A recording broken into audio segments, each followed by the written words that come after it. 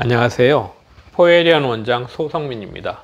이번 시간에는 최근 환자분들 중에서 요실금 수술 후에 오히려 요실금이 심해진 분에 대해서 이야기해 보겠습니다. 그분은 30대 후반인데 자녀분을 둘 출산하셨어요. 그런데 이제 요실금을 참고 지내시다가 최근에 코로나 때문에 이제 직장들이 잠시 임시로 휴직을 하게 돼서 이분도 마찬가지로 잠시 휴직을 하게 되었어요. 그래서 이 기간 동안에 요실금 수술을 해야겠다고 해서 가까운 산부인과에서 수술을 하셨대요. 그런데 그분은 수술을 하고 그 저녁 때부터 복압성 요실금이 오히려 더 심해지고 절박성 요실금까지 심해졌대요. 그래서 이분은 너무 깜짝 놀라서 그 병원에 다시 찾아갔어요. 근데 그 병원에서는 이제 3개월 정도 지켜보자 그러셨죠. 근데 이분은 너무 심해졌고 곧 이제 다시 출근을 해야 되는데 해결해야 되지 못해서 이걸 어떻게 하나 고민하다가 저희 병원을 알게 돼서 오셨어요. 그래서 저희들도 이제 보통 이런 분이 오면은 한번 좀 지켜봐라 이렇게 하긴 하거든요. 근데 이제 검사를 했더니 오히려 막 너무 심하고 소변도 막 새고 절박성 요실금 이런 게 심해졌거든요. 그래서 이런 걸 보고 저희는 그냥 그러면은 다시 수술하기로 결정을 했어요.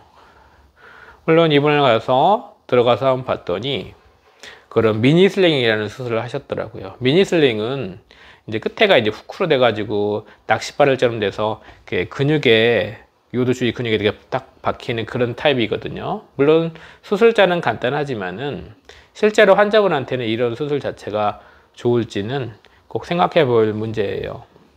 왜냐면은 그 후크가 정확하게 박히면은 좋겠지만 그렇지 못하고 느슨하게 박히거나 아니면 반대로 너무 세게 박히면은 요폐색까지 일으키고 요실금도 남아있는 경우도 있고 그렇거든요. 어쨌거나 저희는 이제 그 후크를 제거하고 미니슬링을 제거하고 다시 재삽입을 했어요. 다른 테이프를 다시 삽입했어요. 근데 이제 여기서 이제 그 테이프를 기존 거를 제거할 때 100% 제거할 수는 없어요. 100% 제거하다 보면 그런 후크가 박힌 부위를 근육이 다칠 수도 있고 오히려 더 악화가 될 수도 있거든요. 그래서 최대한 안 다치고 남긴 상태에서 제거를 하거든요. 거의 뭐 90% 제거하고 일부 남긴 상태에서 다시 다른 테이프를 삽입해서 정확히 장력을 잰 다음에 수술을 마쳤죠.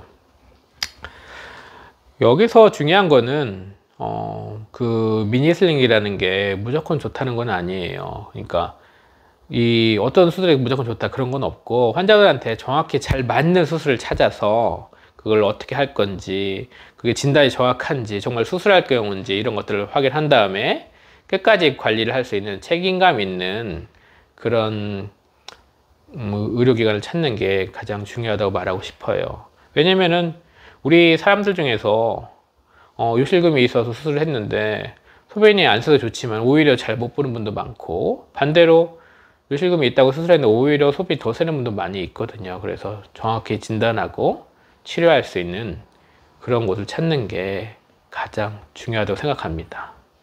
지금까지 포에리온 원장 소성민이었습니다. 감사합니다.